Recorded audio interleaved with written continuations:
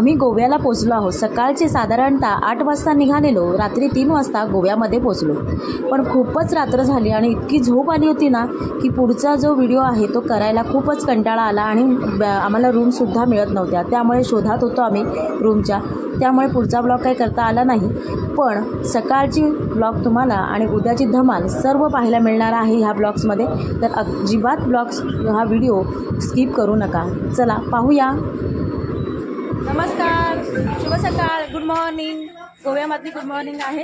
आता निघालो आहोत बीचवरती फिरायला, तर तुम्ही नक्की हा ब्लॉग शेवटपर्यंत पहा। नाश्ता करतो इथे आम्ही राहायला, कारण की आम्ही खूप उशीर झाला, रात्री तुम्हाला दाखवू शकले नाही कारण 3 वाजलेले रात्रीचे, तरी आम्हाला इथे रूम मिळाली नव्हती। त्यामुळे जी मिळाली ती मानून घेतली, कारण आम्ही एवढी जण असल्यामुळे काहीच रूम मिळाली नाही। त्यामुळे जे होती साधी त्याच्यामध्ये आतमध्ये छान आहे पण बाहेर एवढं खास नाही आहे, पण ठीक आहे। पण मग इथे नाश्त्याला आलोत आम्ही आणि सर्वजण निघालेलो आहोत बीचवरती। नाश्ता करणार आहोत, मग बीचवर जाणार आहोत, मग पुढे कुठे जाणार आहोत, गोव्यामध्ये काय काय पाहायला मिळणार आहे, मग उद्या कुठे जाणार आहोत, तर हा ब्लॉग शेवटपर्यंत पाहत राहा। येणारे 2-3 ब्लॉग असे आहेत जे हे गोव्याच्या आसपासचेच आहेत। चला मग।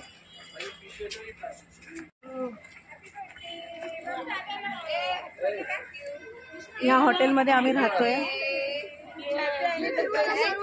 बीचवरती।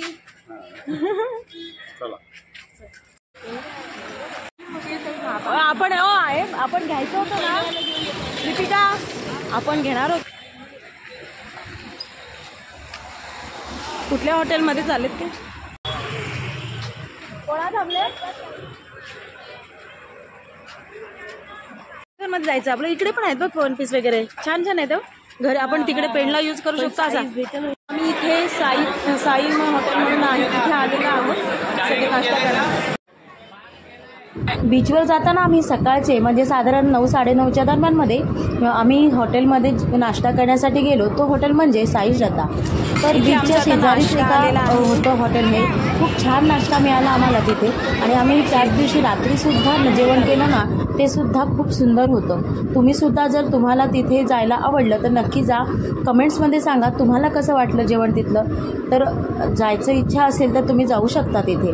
आणि बीचवर जाताना तर खूपच धमाल आलं। पुढचे व्हिडिओ जे येणार आहे ना बीचचं, ते खूप धमालदार आहे, नक्की तो व्हिडिओसुद्धा तुम्ही पहा। इथे नाश्ता सगळेजण आम्ही केले आणि पुढे आम्ही कपडे खरेदी करायला गेलो। आम्हाला टी शर्ट सगळ्यांना सेम घ्यायचं होतं, त्यामुळे आम्ही टी शर्ट वगैरे घ्यायला तिकडे गेलो होतो। आणि नंतरची खरेदी आम्ही पुढे केली, पण टी शर्ट घेण्यासाठी शेजारच्या समोरची दुकानं इतकी होती भरलेली ना, प्रमाणाच्या बाहेर होती। त्यामुळे तिथनंच आम्ही मोह आवरला नाही, त्याप्रमाणे तिथे आम्ही जाऊन टी शर्ट्स वगैरे घेतले। काय पाहिजे?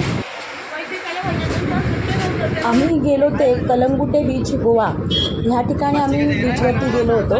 बीचच्या शेजारचं हे दुकान आहे आणि तिथे शेजारचं ते हॉटेल आहे, तिथेच आम्ही त्या ह्याच्यामध्ये गेलो। तिथे खूप सुंदर मजा आली आणि आपला जो सीन आहे ना तो सुंदर असं वाटलं आम्हाला। नंतर ते तिथेच राहणार। हा थांबते। काजू कैसा किलो आहे? बीच गोवा सगळ्यात लोकप्रिय समुद्र तट आहे, तेथे एकदम म्हणजे शहर स्थित आहे। क्वालिटी पे ऊपर आहे। हा उत्तरी गोवा म्हणजे जवळच आहे आणि हा समुद्रचा जो मोठा तट म्हणून मानला जातो। तुम्हाला सगळीकडे कपडे मिळून जातील, खूप सुंदर वाटतं इथे तुम्ही गेल्यानंतर। आणि ह्या बीचवरती तुम्ही खरेदी सुद्धा करू शकता। तर ते कोणत्या प्रकारचे, तर प्राचीन वस्तू, आभूषणं, रेशम आणि वस्त्र, डिझायनिंग बॅग, अन्य सामान, भरपूर सारं असं तिथे तुम्हाला मिळू शकतं, कारण की काहीही बाहेरून घ्यायची गरज नाही, सर्व एका ठिकाणीच तुम्हाला ह्या बीचवरती मिळू शकतो। त्यामुळे तुम्ही भेट दिली तर तुम्हाला बाकी ठिकाणी जायची गरजच नाही। आणि ह्या बीचवरती रात्रीची खूपच गर्दी असते, कारण की तिथली जी लाईटिंग असते, रोषणाई असते ती खूप अप्रतिम असते। त्यामुळे 500 रुपये 600 रुपये किलो मी घेणार आहे। मम्मी स्पेशल काजू आहे ना इथला।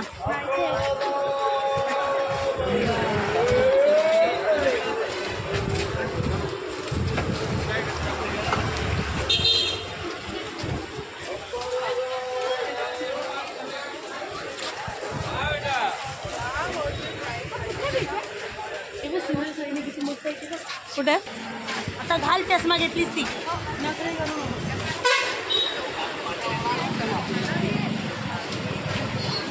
इकडे ना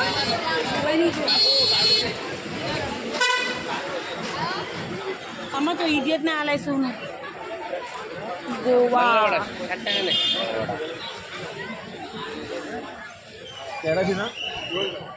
त्याला फोन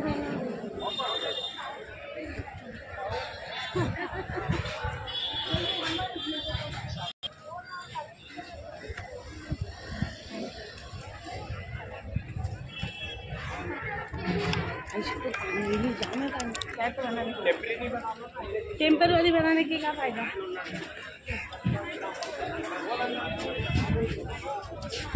इकडे तुम्हाला सगळीकडे नाश्त्याची दुकानं वगैरे सगळे आहेत। टॅटू नाही करणे का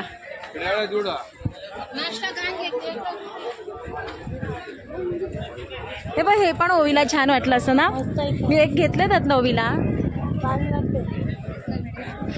यांना सांगतो मी एक अजून एक घ्या ओवीला जाताना। इथं काजू आहेत नंतर बघू जाताना परत तिकडे गेलो का बॅगांमध्ये ठेवलं का मोकळं ना काय हो मग ते होईल सॅगमध्ये माझी पर्स ठेवा।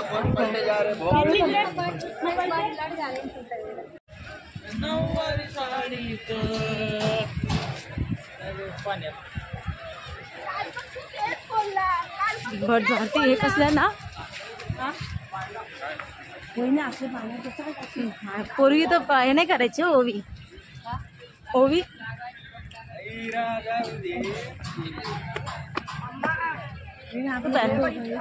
आपली कुठं आहेत आपली